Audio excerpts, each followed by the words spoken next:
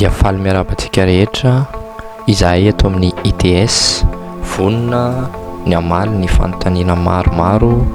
izay mbola tsy mazava ho antsika rehetra mpanaraka ny pejy.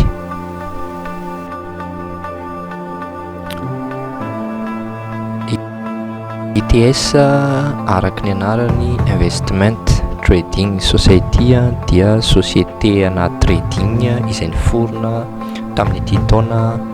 2024 société izay misehatra mazava ho azy ao anatin'ny trading sy ny investissement boursier. Raha tsotsorina ny antsoina hoe trading dia varotra ny antsoina hoe trading zany hoe mivarotra na mividy zavatra anankiray ianao zany ary raha azavaina amin'ny fomba tena mbola tsotra kokoa dia hoe maminavina vidiny fiakarana na fidinana vidina zavatra anankiray izay antsoina hoe actif financier. Maro ny actif financier toy ny indice, ny action, ny forex na ny marché des devises sy ny sisa ny matière première ka amin'ny alalan'ireny fiakarana na fidinana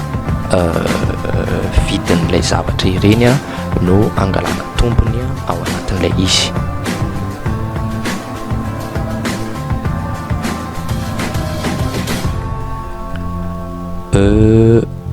Asa tena asa ny trading satria voalohany indrindra dia mila fianarana, faharoa manarakaraka izay dia mila fahaizana manao analyse, mila manana antsoina hoe stratégie ianao vao afaka maminavina hoe hiakatra na hidina ny vidina actif anankiray. Ka raha tsy manana an'ireo zavatra ireo ianao dia sarotsarotra ihany ny afehizanao an'ilay sehatra izay efa ataontsika hoe efa maro ihany ny mahafantatra azy na dia mbola vitsy ihany koa nefa ireo manafangaro azy amin'ny asa hafa.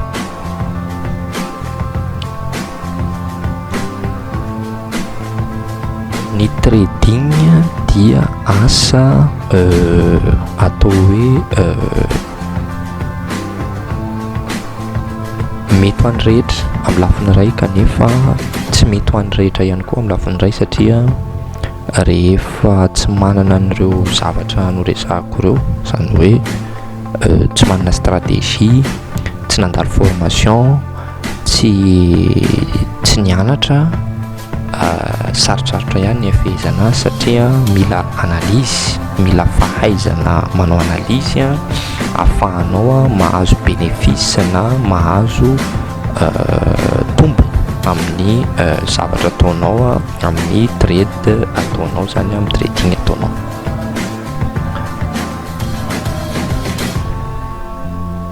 Ny zavatra rehetrarehetra eo amin'ny marché financier dia afaka représentena sous forme graphique ohatran'izao hitanao amin'ny sary zao zany.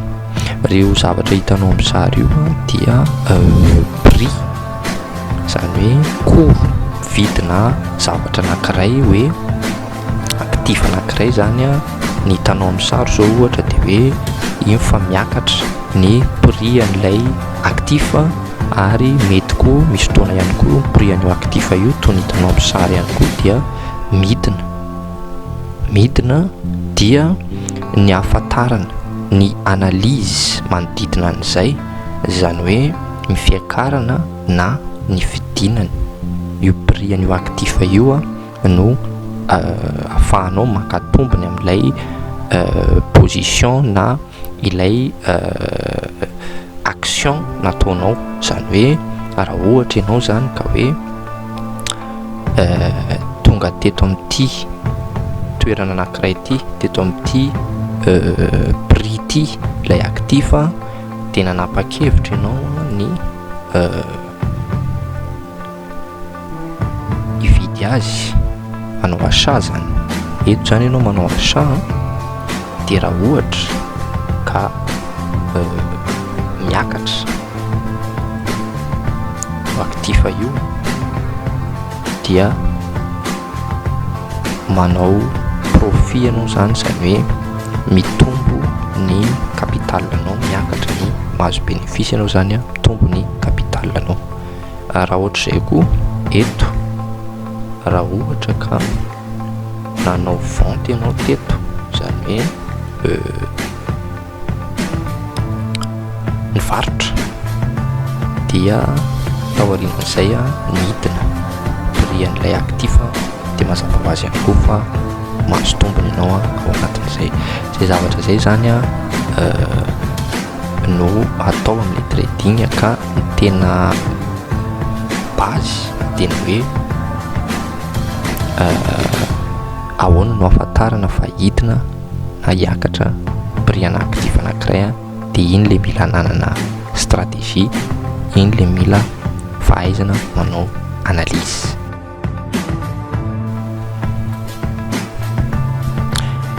Ny ataona eto amin'ny ITS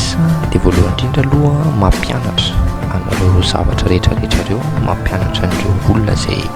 liana amin'ny ity domaine ity, hoe miformer, mampanao formation zany mba ahafahany ho lasa trader, zany hoe ahafahany mahay manao analyse na actif anankiray na actif maromaro, ka ahafahany rehefa avy eo mampiasa vola ao anatin'iny actif iny ka ahafahany mampitombo ny capital na ny vola ampiasainy rehefa avy eo. Izahay ihany koa nefa dia proposer ny resaka signal, zany hoe ny resaka signal, zany hoe mametraka, efa manana stratégie zay efa manao analyse ny izahay dia ianareo zany dia manaraka fotsiny hoe rehefa mametraka position zahay dia manaraka nareo, ary ao anatin'izay dia mahazo bénéfice automatique nareo rehefa manaja tsara n'iny resaka signal iny, iny stratégie ataonay iny. Io resaka signal io fotsiny dia mila olona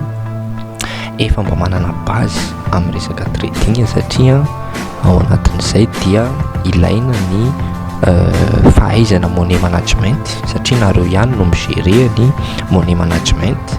Ho an'ireo tsy mahalala intsony hoe money management dia ny money management no gestion de risque amin'ny teny frantsay, zany hoe raha capital kely no ampiasainao dia tokony mifanaraka amin'iny koa ny lot apetraka ao amin'ilay capital.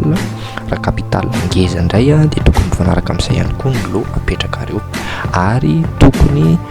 tsy misetrasetra loatra, zany hoe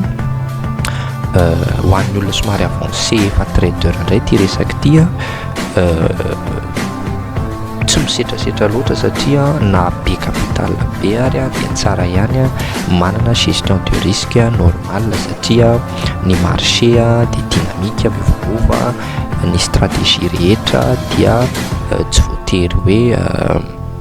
aomby amboalohany, na ihany koa hoe tsy voatery hoe vao mipetaka le position dia tonga dia gain avy hatrany, fa ny prix dia miovaova dynamique dia ny fanananao an'izay money management zay zany no ahafahanao migérer ny position anao, ka ahafahanao amin'ny farany clôturer en gain ianao zany.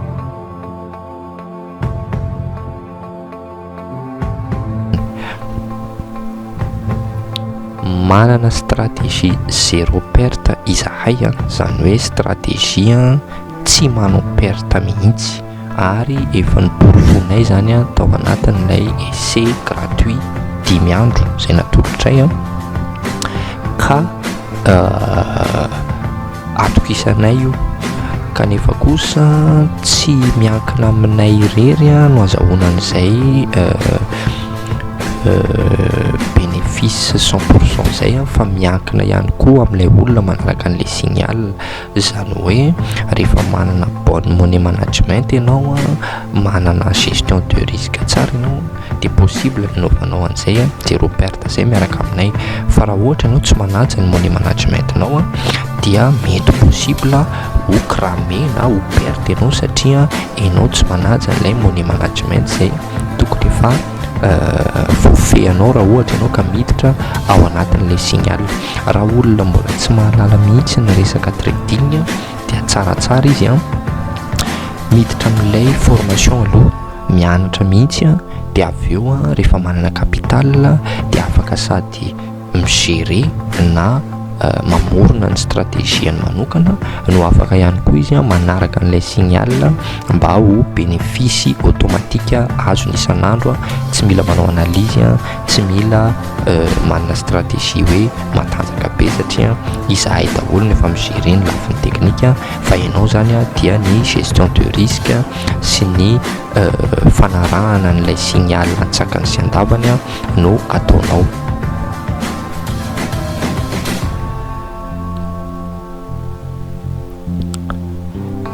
Ny resaka signal dia efa mandeha eto amin'ny ITS ary efa misy ireo olona izay nisoratra anarana amin'ny ilay resaka signal,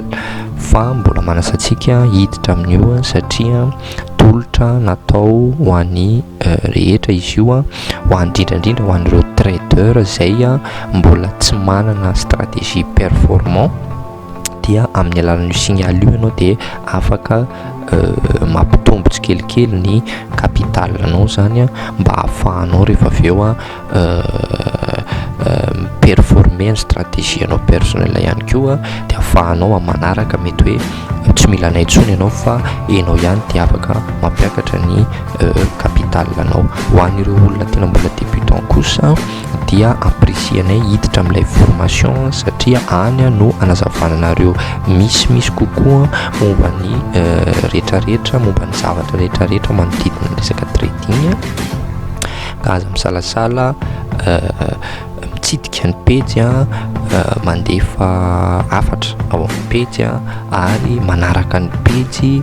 manao j'aime ny page sisa mba azahoanao an'ireo tolotra maro samihafa avy aty amin'ny TS. Misaotra.